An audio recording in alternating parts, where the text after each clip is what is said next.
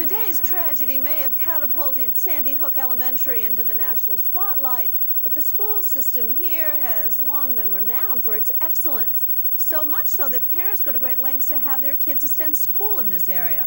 ABC's Jim Avila brings us a look inside some very special classrooms. Sandy Hook Elementary has always been well known here in central Connecticut, not for tragedy, but as a warm, creative sanctuary for children aged 5 to 10 years old. With a sterling reputation for academics, small classes of 20, known for its caring teachers, and scoring a perfect 10 from greatschools.org. In the top 3% of all the state's elementary schools, a magnet for civic pride and growth. People come to Newtown for the schools. The husbands will sacrifice the commute just to come to Newtown. The principal, Don Hochsprung, who died in the attack, kept a Twitter account proudly documenting the school's achievements. Just 2 days before the gunfire, she wrote, "Sandy Hook students enjoy the rehearsal for our 4th grade winter concert." On December 10th, kinders write lists, select grocery items, and pay the cashier at their new classroom supermarket center. And in October, this tweet emphasizing security, safety first at Sandy Hook. It's a beautiful day for our annual evacuation drill. Messages from a principal who loved her students, welcoming incoming kindergartners with this sweet message this fall. I would have to say the teachers are pretty much where it's at. They love the kids, they love to teach, and the kids get a lot out of it.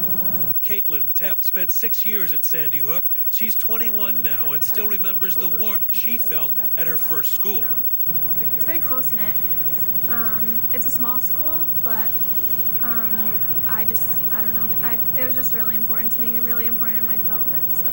Caitlin watched the tragedy unfold on television this morning, heard little children attending the same classes she remembers so fondly tell of hiding in classroom closets and corners.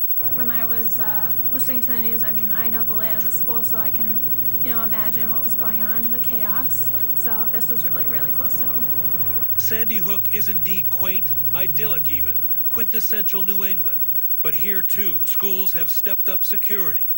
Just this year, Sandy Hook Elementary School put into place a security plan, making it mandatory for visitors to ring a doorbell and only be let in if the staff recognized them through the video monitor. And if staff didn't recognize the visitor, he or she needed to present a picture ID, sign in, and only then would be let into the school. Even when Caitlin went to Sandy Hook, there were emergency drills, lessons that may have saved some of the children today. Exactly what the kids were saying on the news. Going in the corner of the room, the teacher would lock the door, they shut off the lights. You had to be quiet and talk.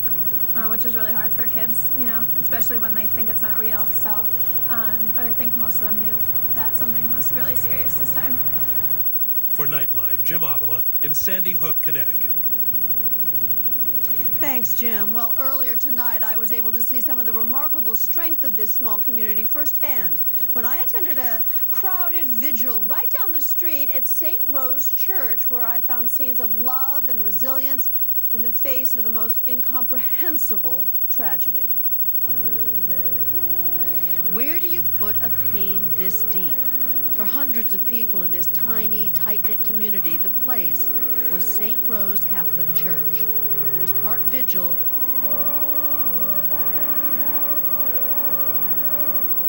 part wake, part group hug.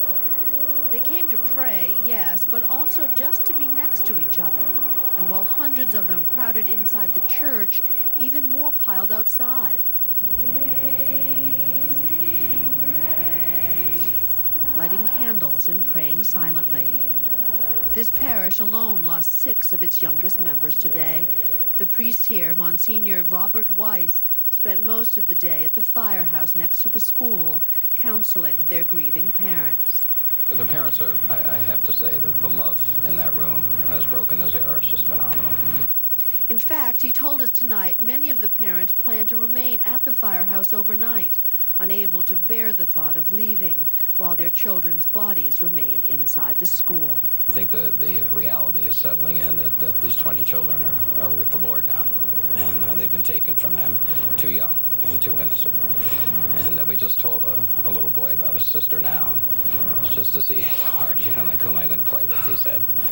The state's governor, Daniel Malloy, was here too. In the coming days and in the coming weeks, I will pray that you all embrace one another, that you lift one another up, that you understand the difficulties that you collectively will undergo. And outside the church, they were embracing, sharing comfort and sometimes horror. Oh, I'm so sorry. Oh, God. Ray Horvath worked at a before and after school program at Sandy Hook Elementary and says he left just 5 minutes before the shooting happened. I wish I'd stayed 5 more minutes to stand in front of the son of a bitch. Among the faces in the crowd here, this young man who says he went to high school with the shooter. He always seemed like the quiet type. I tried to make a connection with him a couple of times, but nothing really ever worked out.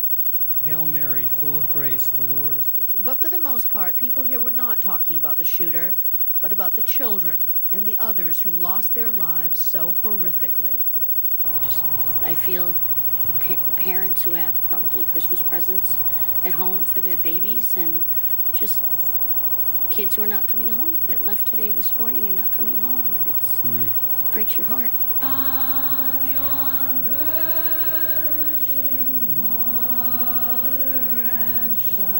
That thought of Christmas just days away, almost unbearable tonight. There are 20 brighter stars in the heaven than every Christmas light in Newtown. These 20 children were just beautiful, beautiful children. Sadly, this is just the first chapter in this tragedy. Good Morning America will be here in the morning as the story develops overnight. Good night, America.